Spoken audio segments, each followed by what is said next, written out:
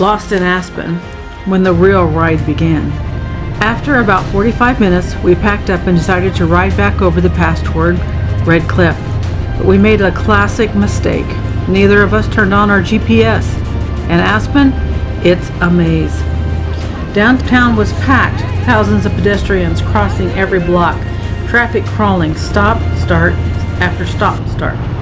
We worked those clutches hard, and that's when it happened.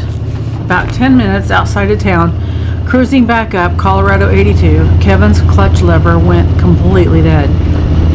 What happened?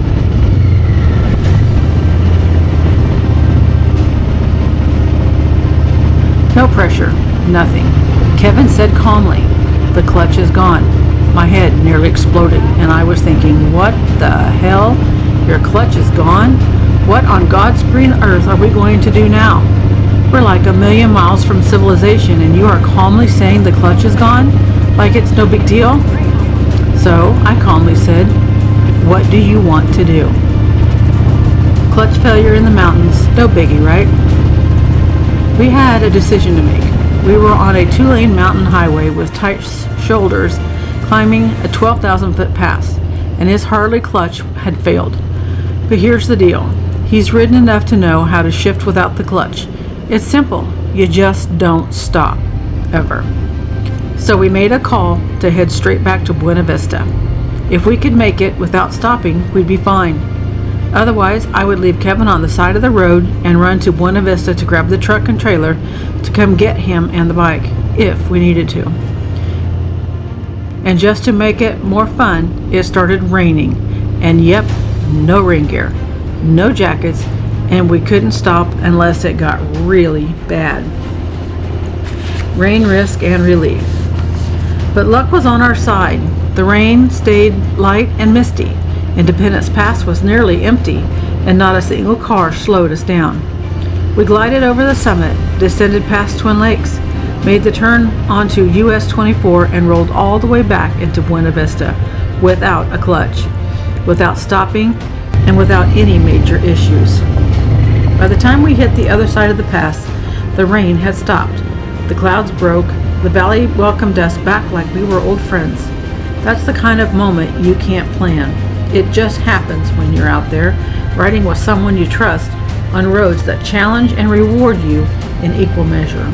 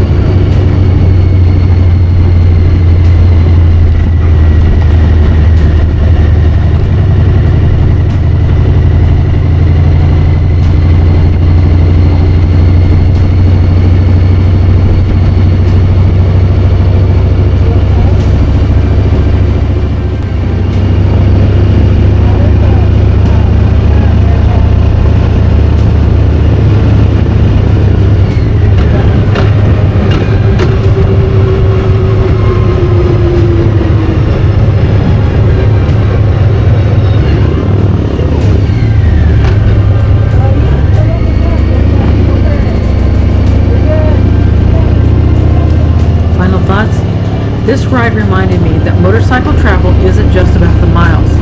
It's about how you handle what the road throws at you.